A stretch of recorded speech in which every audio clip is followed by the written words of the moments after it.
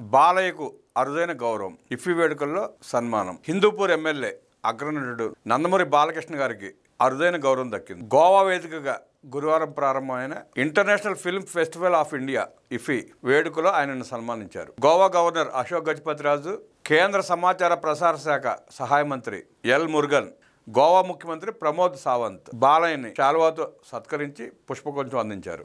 నటుడుగా 50 ఏళ్లు పూర్తి చేసుకున్న సందర్భంగా బాలయ్యకి ఈ అరుదైన గౌరవం దక్కింది. ఈ నెల 28 వరకు జరిగే ఈ వేడుకల ముగింపు కార్యక్రమంలో 50 ఏళ్ల నట ప్రస్థానం పూర్తి చేసుకున్న రజనీకాంత్ గారిని కూడా సత్కరించనున్నారు.